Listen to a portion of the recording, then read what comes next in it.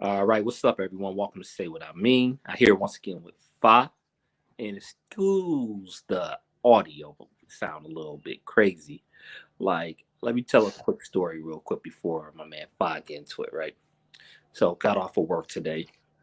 Came home. I was home maybe about 20 minutes. I was playing with my daughter, and then all of a sudden, swoosh, all the lights went out. Right. The TV was off. All so it was all crazy here, right? My wife looked at me and was like, "Hey, did you pay the bill?" I was like, "Of course I paid the electric bill. Like, of course I did, right?" So we had to go out, found out the power was out in our entire neighborhood, right? Um, so I just literally got power back on maybe about a half hour before recording this. But guess what? Guess what? Y'all you want to guess what happened next, Fi? What happened next? So turns out I have a text on my phone from my cable provider, was also my internet provider, that the cable was out too for whatever Uh-oh. reason. Estimated time is 7. Then I got another text that's saying, "Oh, it's taking longer than expected." Oh, So wow. after work, my electric was out for a little bit, and my cable internet is still out for whatever reason. So, but I was determined to do this show. So I'm on my phone using my data, not my Wi-Fi, to do this. So hopefully y'all appreciate it and y'all can deal with the sound because of this. Hey, I can hear you loud and clear. All right, So I think we're gonna be good. was your day better than mine? Hey, man, it was chill, but I've been working at home. Um, got the second dose of the Pfizer vaccine, so I'm a little sleepy, but other than that and the sore arm, I think I'm good. So hopefully tomorrow I'll be 100%, but it's also still Ramadan, so fasting, you know, keeping mindful, and all that. So yeah, it's there's a lot going on this week for me. Oh, So oh, I appreciate you doing that. I'm surprised you even on here because I had the Pfizer vaccine too. Not just the first, my second dose. I didn't get sick, but it just made me extremely tired. Like I was yeah, like it was more than tired. I felt like lead, like dead weight moving around. Like I was so tired, I couldn't even do nothing. Like I was out. yeah, that's how I was. Like, man, this morning, man, like you texted me at 7 a.m. and that's like normally when I would be up and about, Yeah. getting my day together, even if I'm home or if I'm gonna go to the office or whatever. But I was like, I saw your text. I was like, all right, I'm going back to sleep. I probably didn't even respond to you till like 10 o'clock or something like that.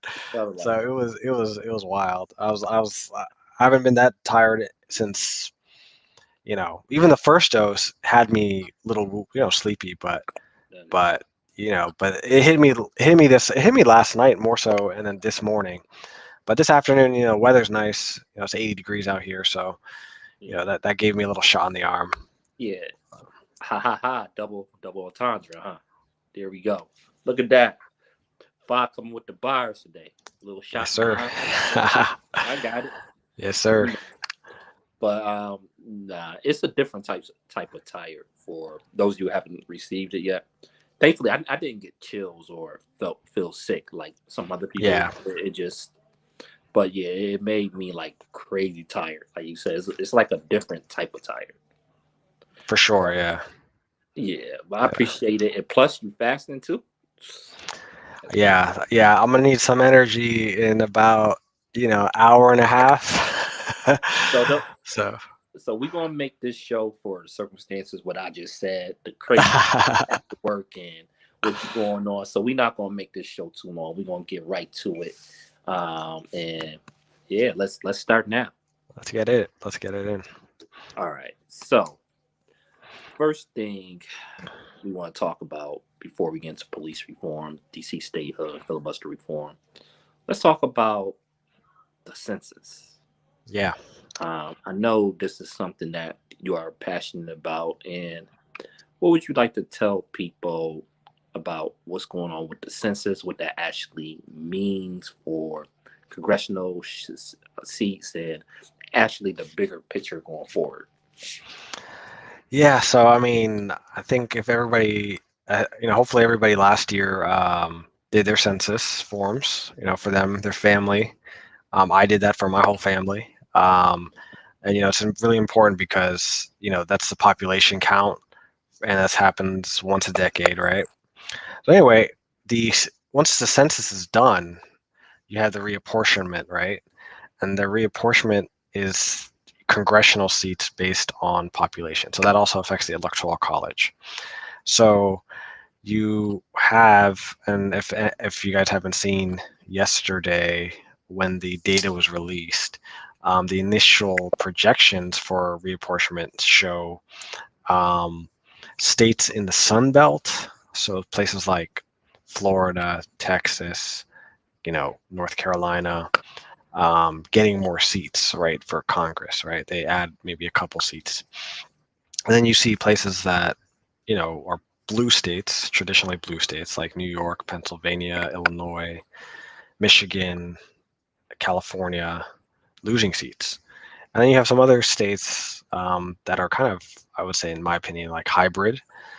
So you got like Colorado, Oregon, Montana, adding another seat due to population growth in those places. So it's going to be very interesting to see how it plays out when redistricting happens. So redistricting is going to happen at the state level. You're going to have your state legislatures formulate. They're basically going to draw the new maps for the next decade. That's going to inform the midterms that are next year and the elections every 2 years after that. And that's big because right now the Republicans basically have more state legislatures on lock in terms of drawing these maps, or they have veto power over some of these states in terms of drawing the maps as well. You might have a Democratic governor, you might have a Republican legislature, so then you have a deadlock situation. So I don't think it's going to be as bad as 2010, but I think it's going to be, or 2010, 2011.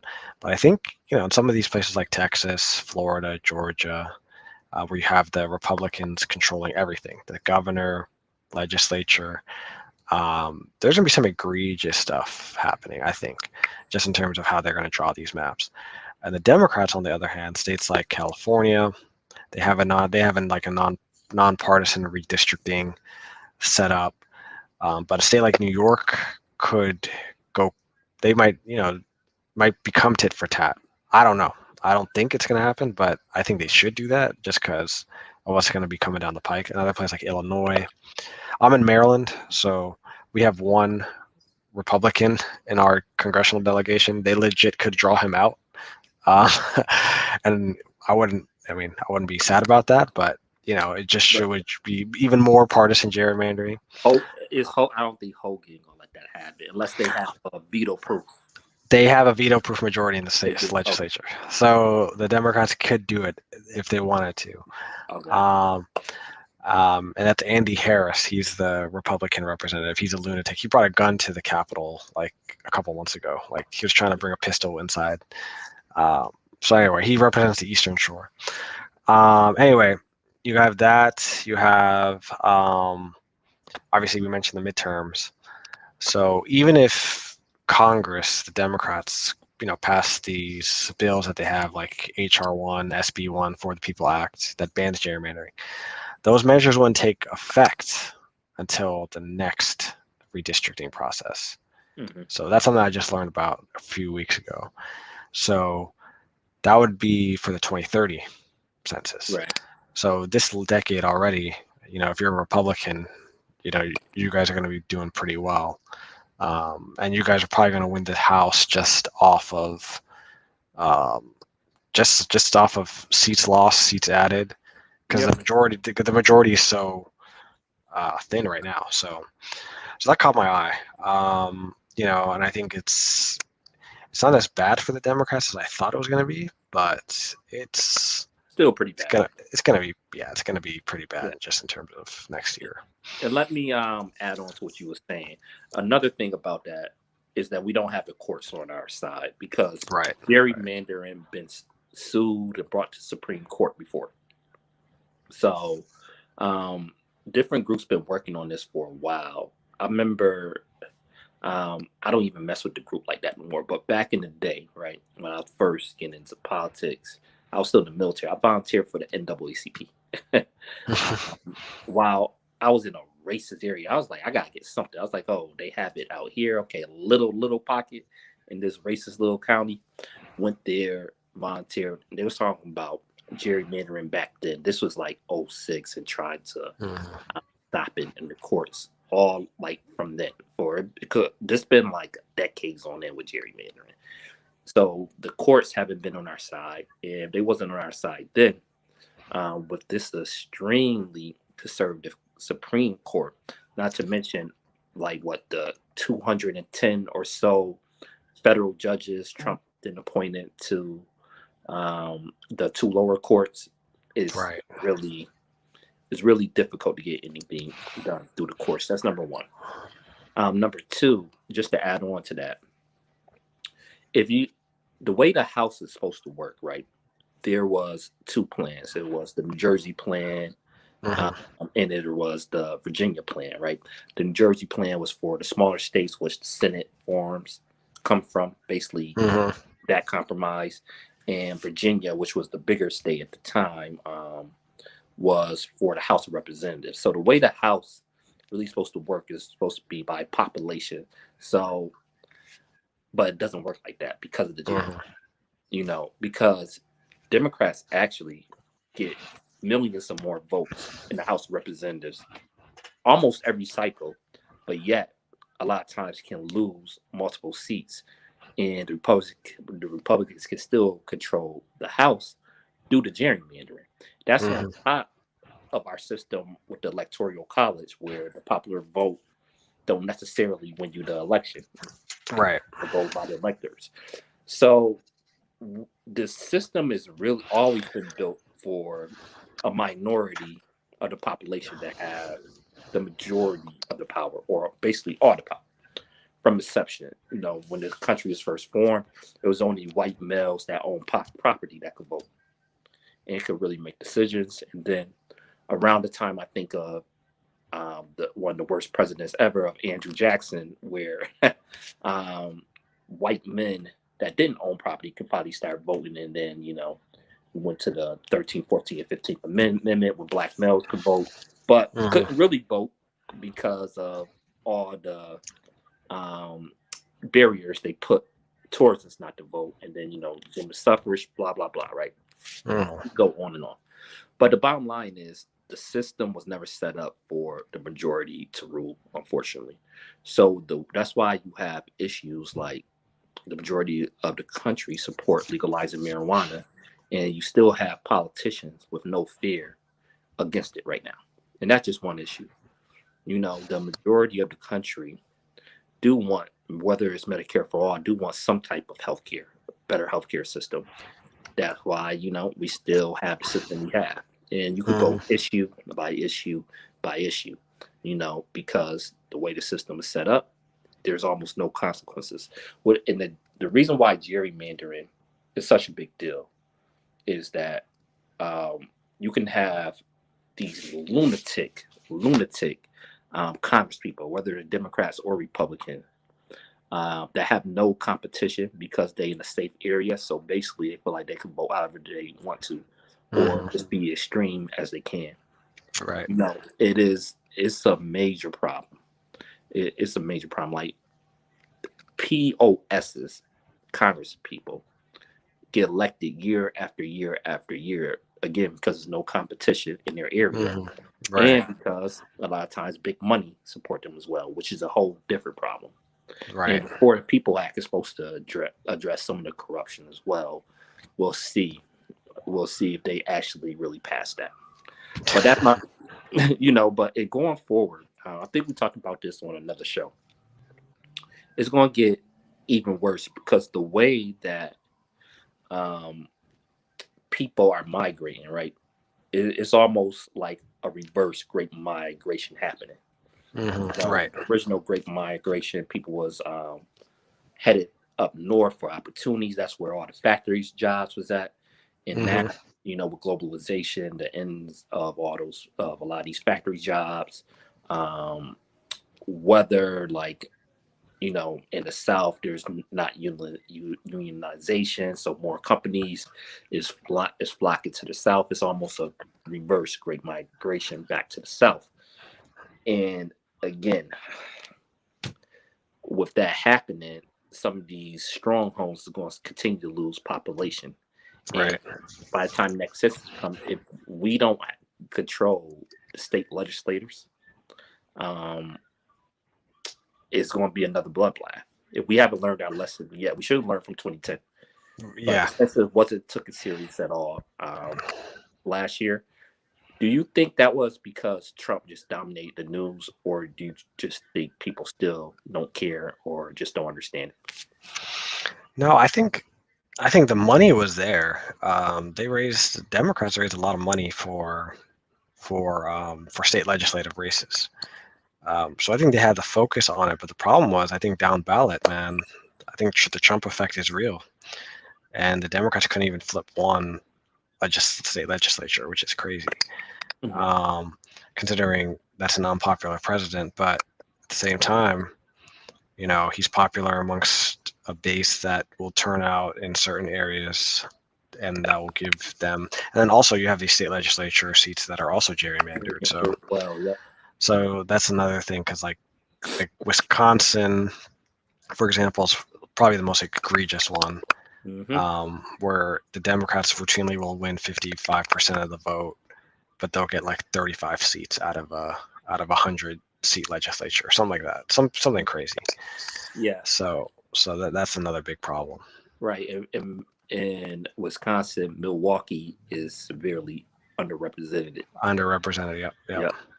And you know, that's a major problem. That leads me into another one of our topics, DC statehood, right? Because it goes Hmm. hand in hand. Yep. When you talk about, it's not necessarily gerrymandered, but you talk about people not being represented. And it just so happened the city of DC is majority. Oh, they got my color, they got your color. Yeah, exactly. Yeah. How that's what a coincidence. Oh no, Right. but it's not about race at all. It's never about that, right? Right. Or Right. It's never about that. right. You have Never.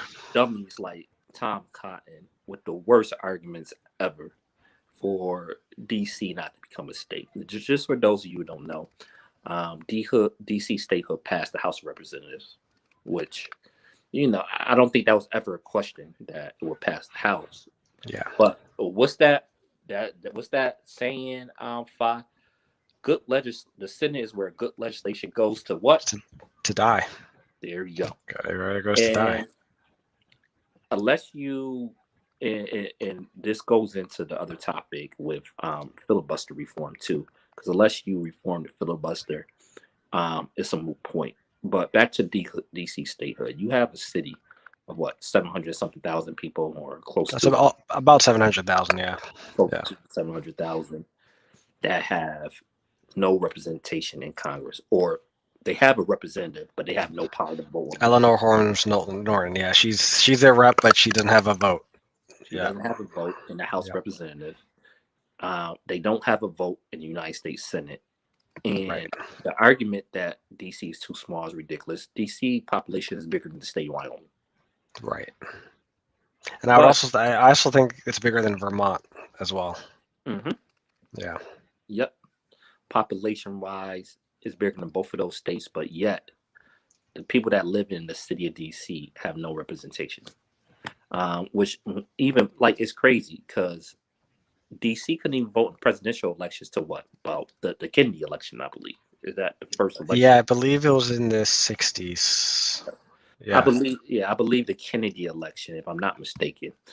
If I am, I'm sure somebody will correct me. Right. And um, and DC didn't get home rule until the late 70s. right. When did they get their first mayor? I believe it was around 77 or 79, between around that time. Right. And Marion Barry was the first mayor, and obviously, you know, it was sometime in the 70s. Okay. Yeah. It was crazy. I thought it was a little bit before that, but that's even worse. If it was until the 70s, that's even worse. Right. Yeah. Um, that's crazy, and the whole thing have to do with race. Why? Because a lot of black people migrated to DC. The reason why so many black people went to DC was because it was, if I'm not mistaken, the first area in the U.S. to outright ban slavery, or one of the Hmm. first areas. So a lot of black people migrated there, and of course they did everything they could to disenfranchise black people from voting and having any type of rights. So it was all about that. It really was. It's not just me making up stuff. It's on record. It's on record. You had politicians openly saying it at the time in the late 1800s. Oh yeah, for Openly sure. saying it. So that's that's what it is. But your gut feeling on DC statehood. Um, do you think it happens this session? I don't think so. I mean, I don't, like I said before, like I don't think the filibuster is going anywhere. The only way to pass it is to get rid of the filibuster. And you got Manchin just throwing his weight around, talking about whittling down stuff and not even, putting that on the table now. Cinema, same thing. I think most of the senators, I actually might even say maybe all 50 of them will say they support DC statehood. I think maybe all 50 of them. But the issue is they don't have the will to do what it takes to get it through the finish line. Because it would have to pass the Senate, then it'll go back to the House, and Biden will sign it into law. That's basically how it happened, but I just don't see it happening. I think the time to actually do it was about 11 years ago, 12 years ago, when the Democrats had those majorities in both the House and the Senate. If I'm not Um, mistaken, it passed the House back then. If I'm not mistaken. Yeah, I I'm remember not. one of those years. I think it passed the House, but never. I don't even think the Senate took it up. Yeah, I want to say perhaps so. I got to go back and look at it. But I do. But you are right. Has passed the House before. So this stage where it's at, it's been done before. I'm pretty sure. So, but yeah, like it's just one of the many other casualties of filibuster. I mean, It's a it's little bit more momentum this time because they actually are doing hearings and talking about it in the Senate. yeah, that's true. That is true. So that is a step further than it went before because there was no momentum in the Senate. They didn't even talk about it before. Right, right. So Right. we have a little bit more progress with that. And you would think Democrats will work harder for this to give them two more senators because Hmm. let's be honest, the main reason Republicans really is opposing DC statehood is because yes, it's a lot of black people in there, and plus, um, it's a guaranteed two Democratic senators. Oh yeah, for But sure. and like you would think the Democrats would want to add to their majority or just to their caucus in general and work harder to do so. But again, no urgency. They It just would, it cool would things being the yeah, way. yeah. I mean, it would really sort of rebalance the Senate if you did have DC statehood. Not completely, but in a big way, it would rebalance the Senate. Because you get 102 senators now to have a majority. You would have to have 51, I guess, at that point. So when you have two added, I mean, it's a no-brainer. But these people, they don't believe in governing or using power. Um, it's pretty obvious. I mean, we're seeing that now in real time. And you know what? A lot of these politicians, you know, because I'm sure you've been around politicians before. A lot of them have no core beliefs. A lot of them don't really care. A Yeah, lot of them are just careerists, and because it doesn't yeah, directly affect them, they don't really care. yeah. It's just another job for them. That's Right, what it seems like. right. And a lot of them are buddy behind the scene, like I mean, yeah. Look at Joe Manchin. I mean, yeah, yeah. And Manchin is a great. Like a full court press need to be done on him. Yeah, full court press need to be done on him. He's almost, well, I won't say worthless because you do need him to get stuff through reconciliation as well. Right. But the thing is, they could be working harder to get Manchin out of there. And the reason why they don't, articles been coming out that Biden and Manchin is buddy buddy. I think he secretly loved Manchin doing it, so he don't have to go too far left. Yeah, I mean, I'm not surprised. I mean, Mhm. they served in the Senate. They actually, I don't think they served in the Well, no, Senate no, they together, didn't. but Manchin but came he came after Biden became VP. Yeah, right. but either way, they've known each other for a long ass time.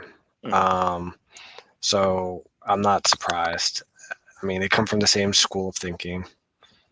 Traditionally, oh, we're going to be, conservative on fiscal issues and blah, blah, blah. Even with Biden going big on the relief bill, but that was only a temporary measure for a lot of things. So, and even with this infrastructure plan, he's already, I mean, what's his name? Manchin's already talking about whittling it down to next to nothing. I mean, it's pretty wild to me. Yep. But Minimum wage, they tried instead of 15, they trying to go down to 11. Um, yeah. Manchin have a bill about that. It's just, yeah, it's terrible. But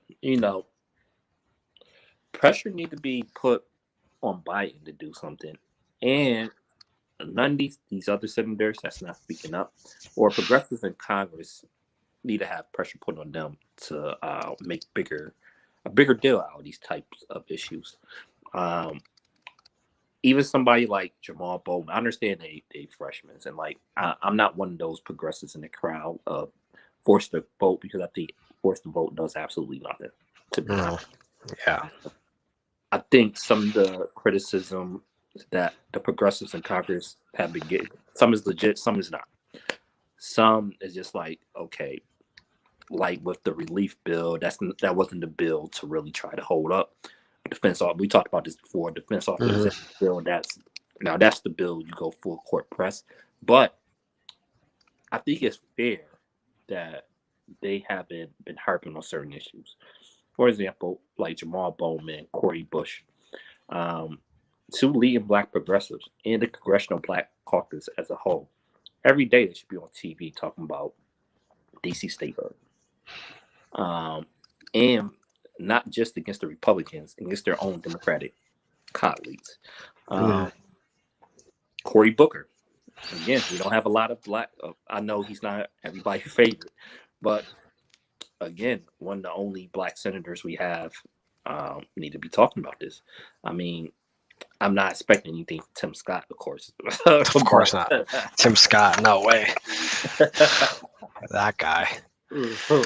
right. But we need to be putting pressure on them. And for the audience, like y'all missed the beginning. The reason why my man Foz yawning so much and so tired, he got the second vaccine, and he's trooping this one out. I got it right here, man. Yeah. So I took it too. It makes you real tired. So, but yeah, that's basically that's my criticism. I don't think they use the media effectively and really get their message out the way it needs to be. It needs to be when it comes to police reform, or when it comes to something like DC statehood, two issues that really is important to the black community. Right. And the way I come at it as well, like I'm for progressive politics, and I am for specific black policies or policies that will have a heavy impact on the black community. Um, I know so many people was focused on just reparations, and I focused on that too. We need reparations immediately, but I feel like a lot of times focus get lost on some of these other issues as well. You got a whole group, almost with the black population in DC. I know It's it's about not the majority, 40. but It's about 46%, something like that. right. Yeah. So you have a major group of black people that's severely underrepresented. That is like nobody's talking about, um, and stuff like that. some stuff like that just get lost.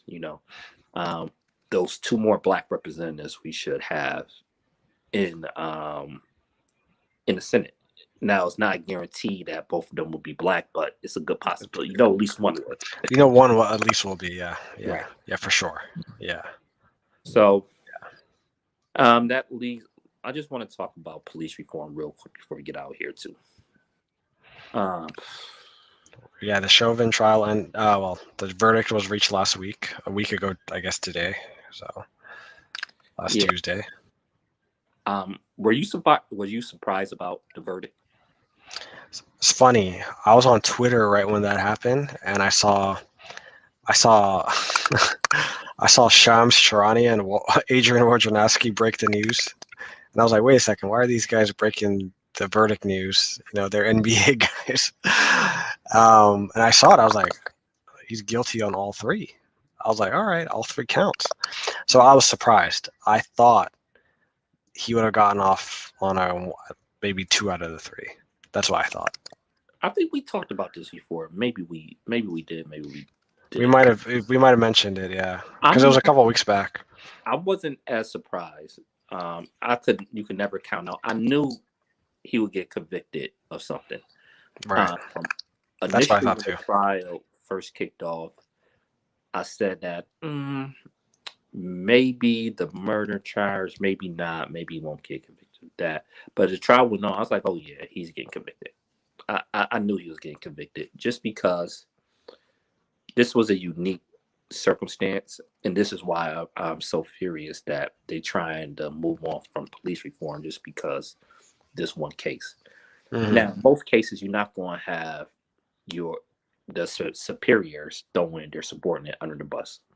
Now, when I saw the trial, when I actually seen, okay, his superiors is coming out against him saying that what he did was wrong and he wasn't taught that, it was no wiggle room.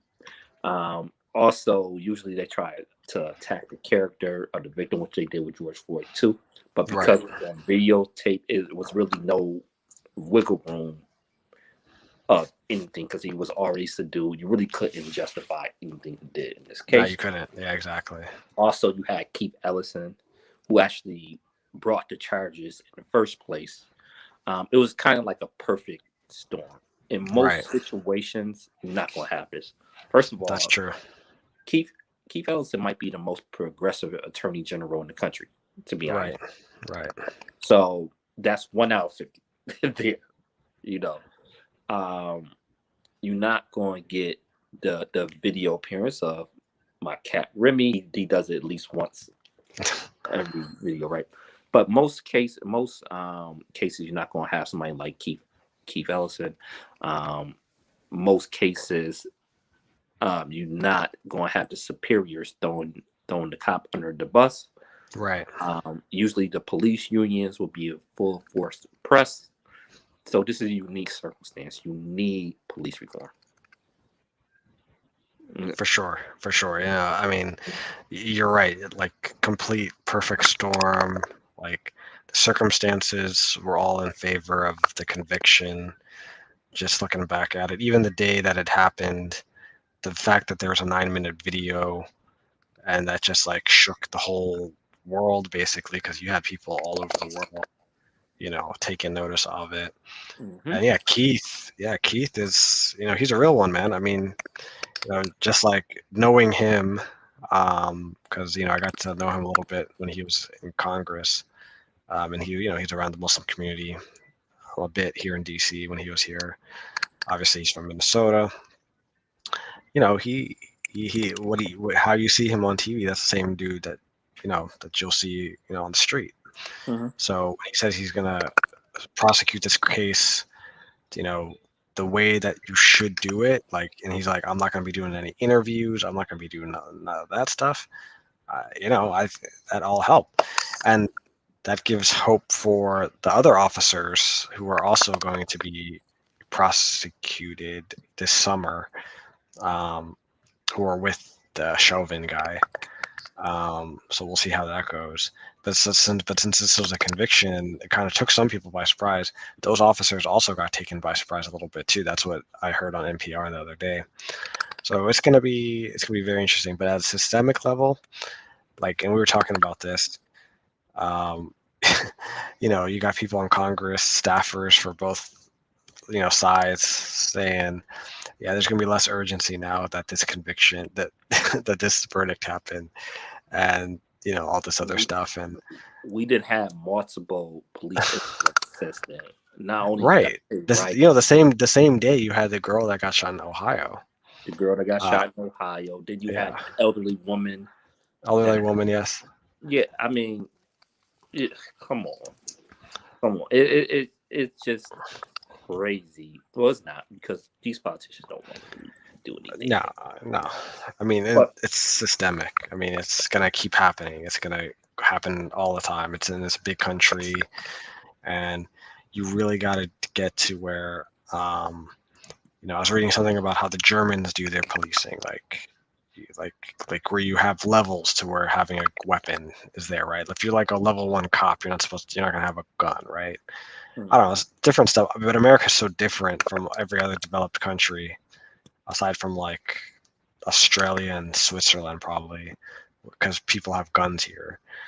Because all these other, because like the girl that got shot in Ohio, you know, the cop came there. He was literally there a minute, and he was shooting, right? mm-hmm. Literally there a minute. But any other country in the world, you have people do, especially go to the UK.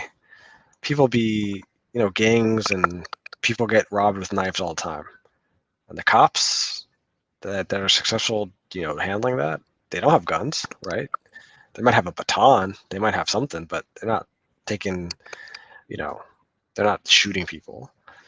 So it's just that whole incident. When I saw it, I was like, it's just like, it just encapsulates what's wrong. I mean, you know, every little thing, you got to reach out your weapon and shoot at people.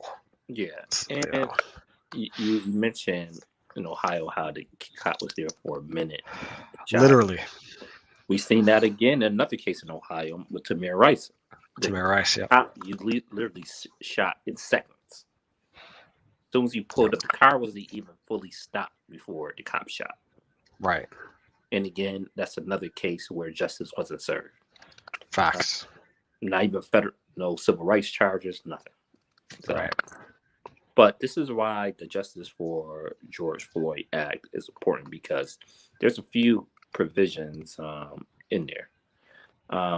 Not just is body cams for federal officers, but federal officers don't make up the majority of police force. But for no, any police force that take federal funds, they must wear body cams. Again, consequences if they don't.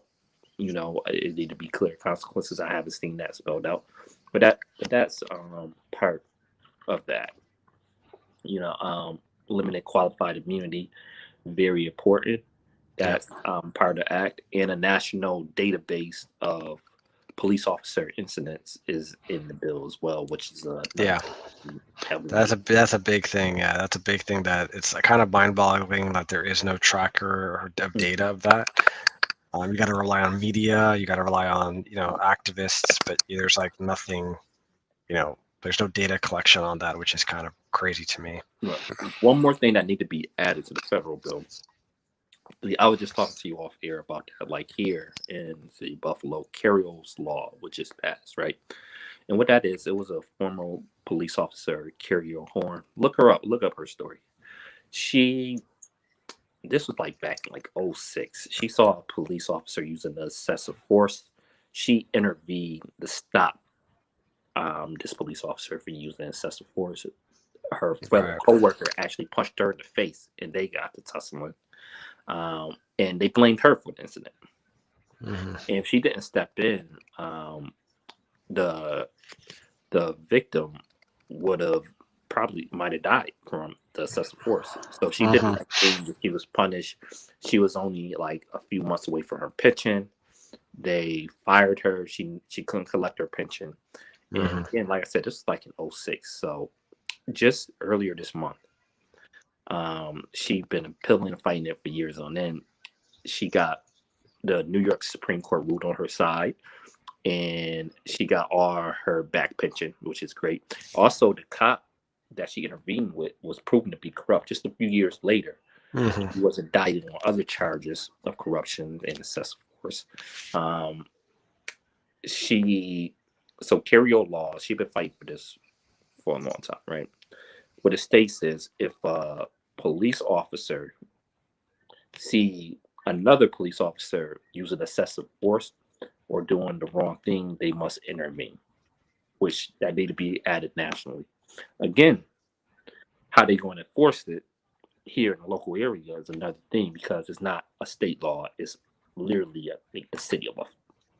Mm-hmm. So it's a city law, and if it's just a city law, that's where things can kind of get murky. But Right. if it goes to a federal level, it have a little bit more teeth. But I don't want people to get discouraged because we should pass laws like that, even at the city and local level if we can. And that way, you build up. It's bottom up. It starts from the grassroots and go up because we can't. We talk about how bad trickle down economics is. We can't a lot of times Mm-hmm. be able to wait for trickle down policies coming from Congress. Right. Exactly.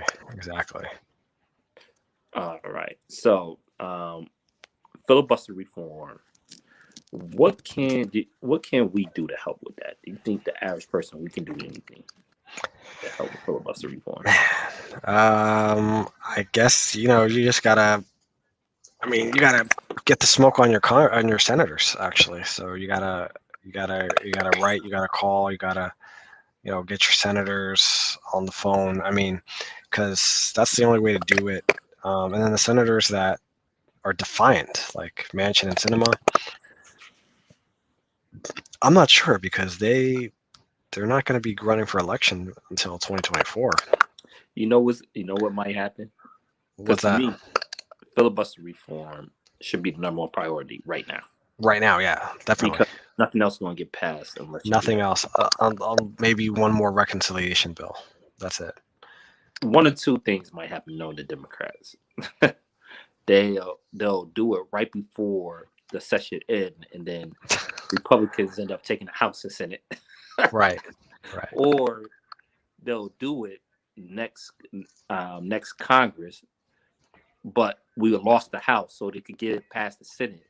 But now the Republicans control the House. Exactly. Exactly. That's not going to work.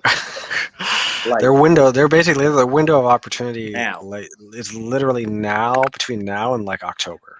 Yep. Like the next 6 months, because after that it's done. Like there's nothing going to happen. Like Right. you have the holidays coming up after that, then you're going to have the beginning of next year, and people are going to start becoming into primary season all Now, across I'm so still got a little bit of hope for filibuster reform, just because the For the People Act needs to get passed for the Democrats to win anything. And yeah. if they can't get that through, the Dems are done in Congress. Oh, they're They done. they They're completely done. done. And They're done. I think most of them understand that. Most of So them do. It's just there's a couple of them that don't. That's a problem. so I do think that they want to get that at least passed. So Right. how the only way to do that is to get rid of the filibuster or have some type of reform. Now, would Right. they do that? Would like Manchin or somebody do that just to get that passed, and then they go right back to it? And that's like, I don't know. I don't know how they will finagle that, but I think they know they must get the For the People Act passed. Yeah. I mean, Schumer clearly knows he has to. I just don't know what he's going to be able to do with getting all these people in line. I mean, it's especially with how defiant, especially Cinema. I mean, good God, like she's the most cynical person there. I don't know if you saw her with her little sangria wearing that FU ring a couple Yeah, I see. like last week. Yeah, I see that. Like, man, like come on, man. Like it's a problem, dude. It's a problem. But this is Oh, the part of the problem with last year with with not winning those Senate seats in other states. have yourself no breathing room. No breathing room. I mean, if they had 52 right now, they'd have a little bit of breathing room. Yep. You And they know, should have won at least. They should at least won the North Carolina one Senate yeah, race. the They, North Carolina one they should have won. such a bad candidate. Such a And bad the main one was just so stupid. Like she and was as well. just a terrible candidate with so much money. That candidate in Maine, she apparently still has like $15 million in the bank. Yeah, she like It's those crazy. two Senate seats that the Dems should have. It's still unbelievable that the Dems couldn't take that to me from Pennsylvania seat as well. Oh, back in 2016, yeah, Yep. it was a very close race too, but they couldn't do it. That's crazy. I mean, Yep. I think they're going to take it next year, since he's retiring, and he was probably going to lose if he ran again. I think, but yeah, it's going to be. I Maybe mean, it's an off-year election though. yeah, but I think Or they're probably in a better spot to keep the Senate and expand their majority rather than um, keeping the House, which I think we both agree it's a foregone conclusion that they're going to lose it. So, which is why you see that urgency from the House.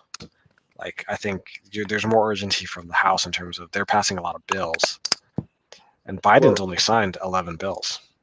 well, and you know, we got a lot of extreme moderates in the Senate. Right. Like people think moderates can't be extreme. Yeah, you can be extreme. Yeah. Oh yeah, for sure. Moderate. Yeah.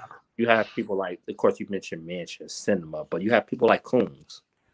Yeah, Coons, Carper, both. So they're Tester, both the John test. Tester. Tester, it's funny. I think he's moderate, but he always does vote with the party. Like he will always like he'll vote for cap and trade. He'll vote for stimulus. He'll vote for all that. Like he's not.